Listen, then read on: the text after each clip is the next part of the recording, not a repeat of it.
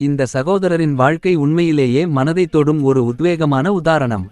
இரு கைகள் இல்லாத போதிலும் அவர் தனது கால்களை பயன்படுத்தி மரப்பலகைகளை அளந்து அறுத்து உழைப்பதற்கு எவ்வளவு மன உறுதியும் தன்னம்பிக்கையும் தேவைப்பட்டிருக்கும். இது நமக்கு ஒரு முக்கியமான பாடத்தை கற்றுக் கொடுக்கிறது. நம்மிடம் உள்ள வரம்புகளை விட நமது மன உறுதியும் முயற்சியுமே வாழ்க்கையில் முன்னேற உதவும். இன்று உடல் ரீதியாக எந்த குறையும் இல்லாதவர்கள் கூட பல சமயங்களில் சோம்பேறித்தனத்தால் அல்லது உந்துதல் இல்லாமல் உழைப்பதை தவிர்க்கிறார்கள்.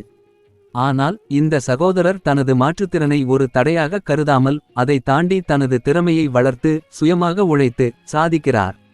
இது நம்மை சிந்திக்க வைக்கிறது, நம்மிடம் உள்ள வாய்ப்புகளையும் திறன்களையும் நாம் எப்படி பயன்படுத்துகிறோம் என்று. எனது கருத்து என்னவென்றால், இவரை போன்றவர்கள் நமக்கு ஒரு கண்ணாடி. அவர்களின் உழைப்பும் விடாமுயற்சியும் நம்மை நம் சொந்த வாழ்க்கையை பற்றி மறு சிந்தனை செய்ய வைக்கிறது. மாற்றுத்திறனாளிகள் என்று அழைக்கப்படுபவர்கள் பல சமயங்களில் உடல் ரீதியாக மட்டுமல்ல, மன ரீதியாகவும் நம்மை விட வலிமையானவர்களாக இருக்கிறார்கள். இவரைப் போலவே நாமும் நமது சவால்களை எதிர்கொண்டு நம்மால் முடிந்தவற்றை செய்ய முயற்சிக்க வேண்டும். இது ஒரு உத்வேகம் மட்டுமல்ல, ஒரு அழைப்பு நமது வாழ்க்கையை முழுமையாக வாழவும் உழைக்கவும்.